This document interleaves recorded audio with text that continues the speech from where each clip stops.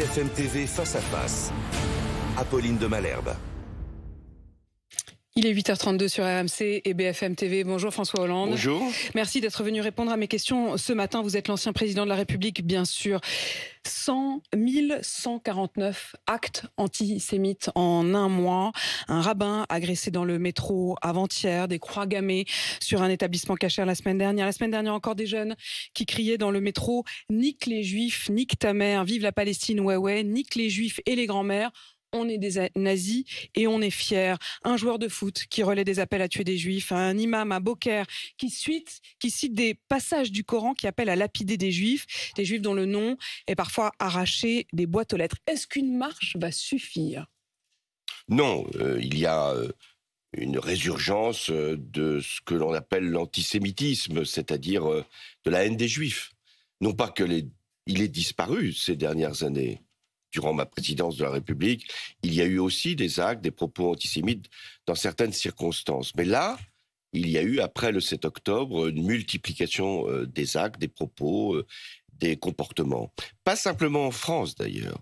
Il y en a eu aussi en Allemagne, au Royaume-Uni, aux États-Unis. Donc on voit bien qu'il y a un mouvement de haine qui peut se propager. Et il est vrai, les réseaux sociaux sont une forme de facilitation de mais cette là, expression. Ce sont des faits physiques. C'est-à-dire, je n'ai même pas mentionné, en effet, les réseaux sociaux peuvent quelquefois donner des imitations, des répliques, des encouragements. Donc il y a ce phénomène qui fait que lorsqu'il se produit notamment en Israël et Palestine des situations qui devraient normalement nous unir, on ne peut pas accepter qu'il y ait des actes de barbarie qui soient commis, des actes terroristes qui soient ainsi perpétrés en Israël. Contre les Français d'ailleurs, il y a 40 Français. Des Français, mais enfin des populations qui ne sont pas d'ailleurs toutes juives, puisqu'il y a eu aussi des Thaïlandais, des personnes qui travaillaient là, qui ont été sauvagement assassinés. De la même manière qu'il y ait une réponse d'Israël sans doute disproportionnée, mais il n'empêche, c'est la question d'Israël. Les Juifs ne sont pas ici concernés, partie prenante. Ils sont sûrement choqués eux aussi. Donc il y a là une unité qui devrait prévaloir et à aucun moment des actes, des propos qui mettent en cause des Juifs parce qu'ils sont Juifs, sans savoir d'ailleurs quelle est leur opinion ou leur situation. Donc il y a nécessité de montrer un coup d'arrêt. C'est en ce sens qu'une manifestation est utile. Mais est-ce qu'il faut s'arrêter là, puisque c'était votre question ? Non. Il y a donc tout un travail qu'il faut poursuivre au niveau de l'école, au niveau des médias, au niveau aussi de l'expression des uns et des autres, pour que l'antisémitisme soit réduit. Quand je dis l'antisémitisme, c'est aussi le racisme, parce qu'il y a aussi des musulmans qui peuvent être attaqués parce qu'ils sont musulmans, alors même qu'ils n'ont rien à voir avec ce qui se passe dans telle ou telle région du monde. Donc il y a cette volonté qui doit être commune de ne rien tolérer. Est-ce qu'il y a une spécificité quand même de l'antisémitisme ? Parce que j'entends, vous dites les victimes en Israël, d'ailleurs il n'y avait pas que des juifs, vous dites là, oui il y a l'antisémitisme, mais il y a aussi le racisme, mais il y a aussi... Est-ce qu'il faut, comme ça, parler globalement, ou est-ce qu'à un moment il faut se dire, bon là il y a un truc spécial, il y a une spécificité de l'antisémitisme ? Si on parle d'antisémitisme, parce qu'il y a une spécificité, c'est-à-dire qu'il ne faut jamais oublier que l'antisémitisme est né bien avant la Shoah. Il y avait en France un courant antisémite déclaré et qui visait les juifs parce qu'ils étaient juifs. Il y a eu des théoriciens de l'antisémitisme.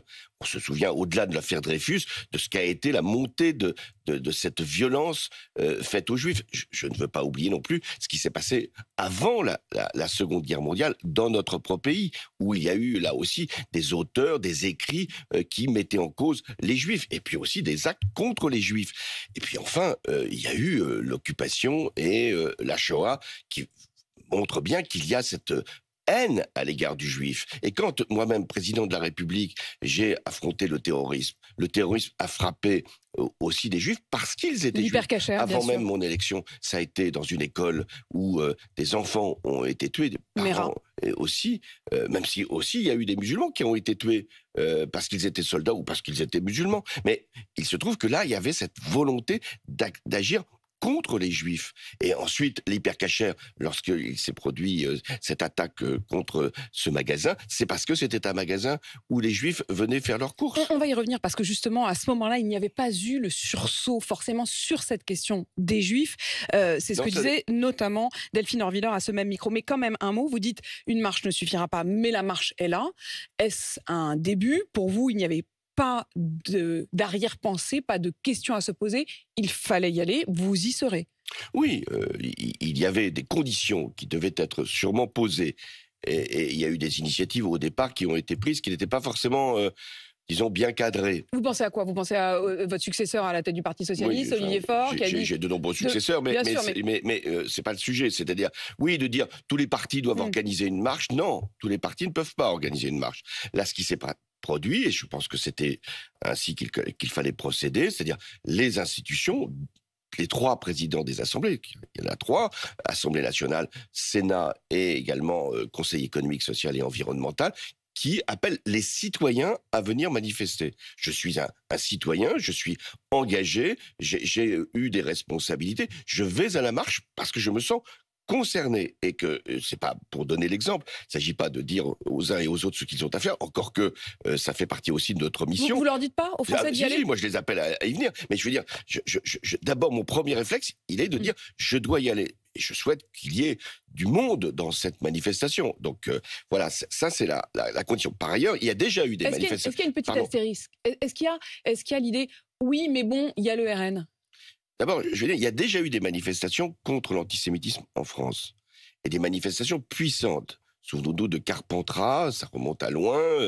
François Mitterrand avait, président de la République, pris la tête d'une manifestation. Il avait d'ailleurs manifesté tout en étant président en exercice. Après la profanation d'un cimetière juif, par des éléments qui en réalité étaient d'extrême droite.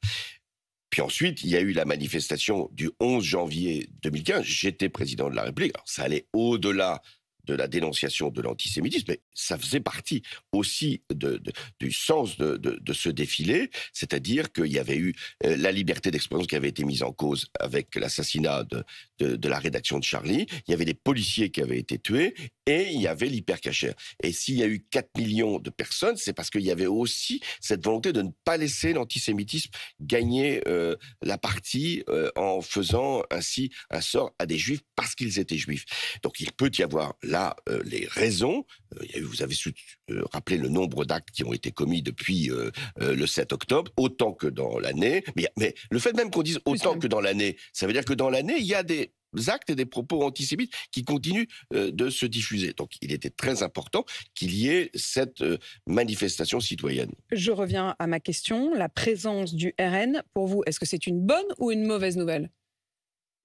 On voit bien quel est l'intérêt pour le RN de s'y engouffrer dans cette manifestation pour absoudre ce qui a été longtemps ses positions par rapport à la question juive.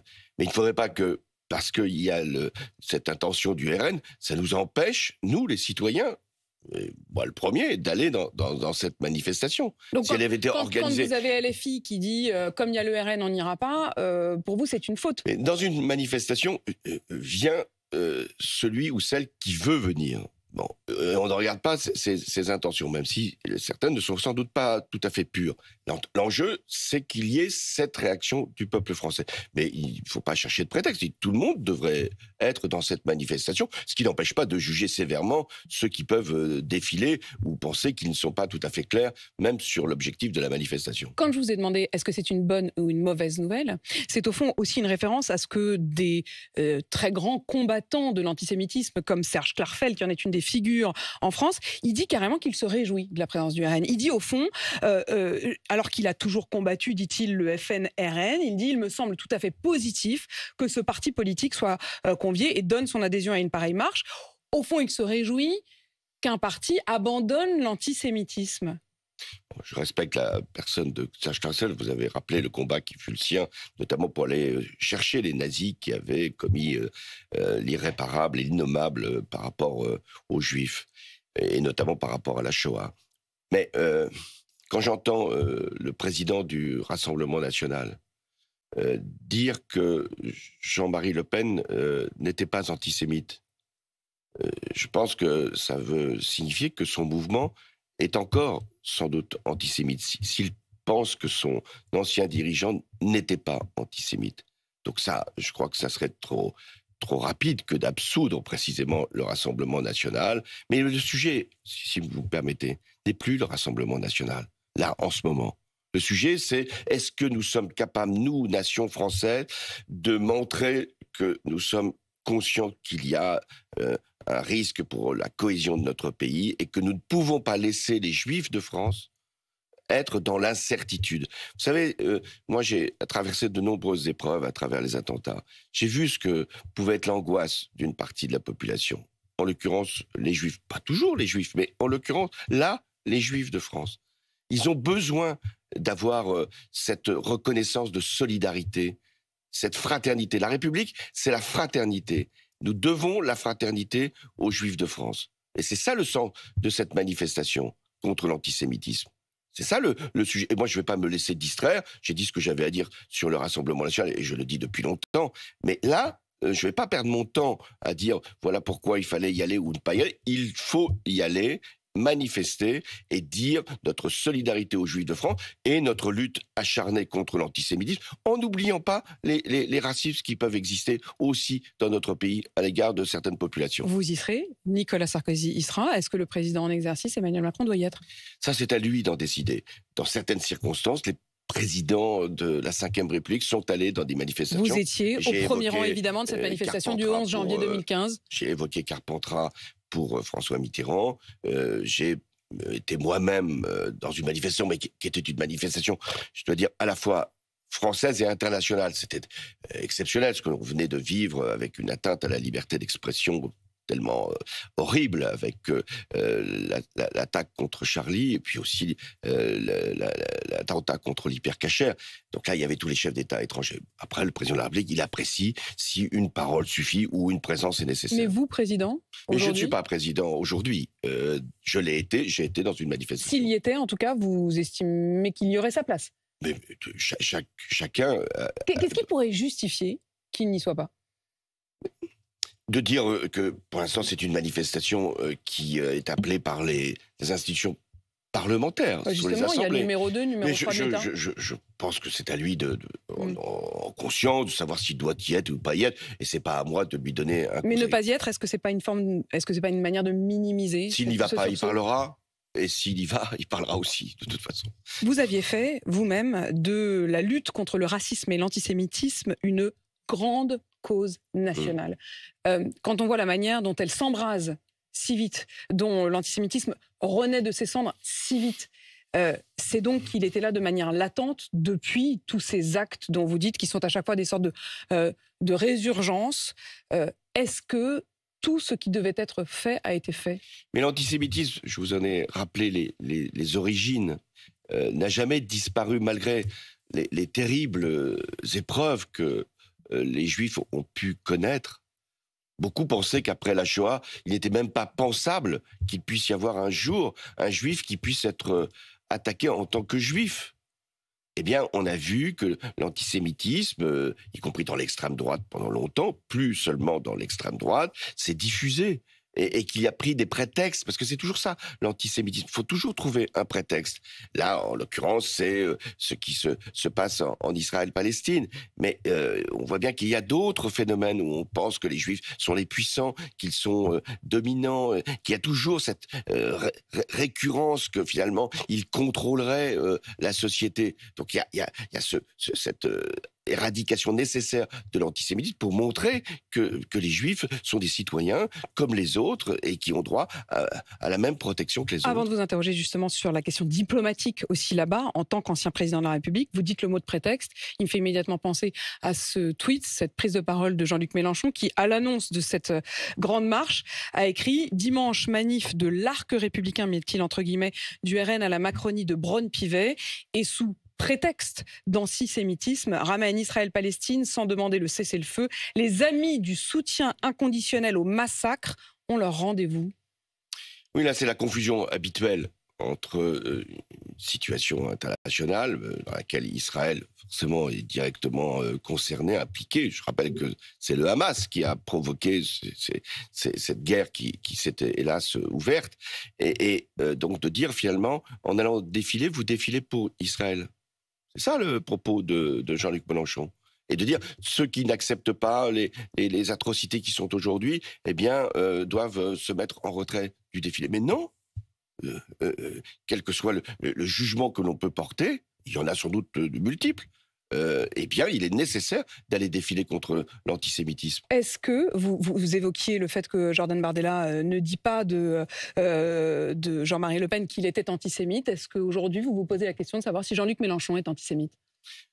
J'ai été souvent interrogé là-dessus. Je ne pense pas que Jean-Luc Mélenchon soit antisémite, mais ses propos, sa manière de faire, ce type de déclaration encourage au nom de l'antisionisme l'antisémitisme. C'est ça, d'ailleurs. C'est quoi, c'est une ambiguïté? Oui, c'est une façon de s'exprimer, de poser des questions, d'encourager un certain nombre de réponses qui peuvent conduire vers d'abord l'antisionisme, l'anti-présence d'Israël, puis ensuite l'antisémitisme. Souffler sur les braises de l'antisémitisme, est-ce que ce n'est pas une manière d'être antisémite? Ce n'est pas pénalement. Tout à l'heure, nous avons rappelé que Jean-Marie Le Pen avait été condamné à de multiples reprises pour antisémitisme. En ce sens, M. Bardella, président du Front National, ou du Rassemblement National, ce qui est quand même la même chose, devrait s'en souvenir. Et ne pas considérer que ce n'était pas antisémite, ces propos, quand on disait que la Shoah était un détail de l'histoire. Donc Jean-Luc Mélenchon n'a jamais été condamné pour des propos antisémites. Mais il y a les condamnations, ça c'est de l'ordre du pénal, et puis il y a, ce que je veux dire, les provocations morales qui peuvent être également condamnées, mais elles sont à ce moment-là politiquement condamnables. François Hollande, cessez-le-feu. Le mot a été prononcé par Emmanuel Macron hier, qui appelle désormais à un cessez-le-feu. Dans le même temps, Joe Biden dit qu'un cessez-le-feu est impossible et qu'il n'a obtenu que des pauses quotidiennes. Israël s'est engagé à faire des pauses quotidiennes, des pauses humanitaires.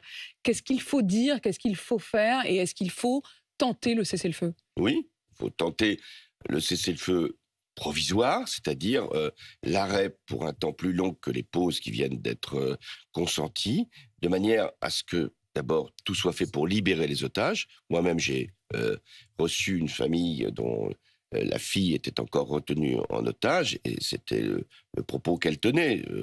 Vous pouvez comprendre. Il faut un temps pour qu'il puisse y avoir la négociation très rapide pour la libération des otages. C'est d'ailleurs une des conditions que pose Israël, et on peut l'entendre. Et puis, deuxièmement, pour l'évacuation des blessés.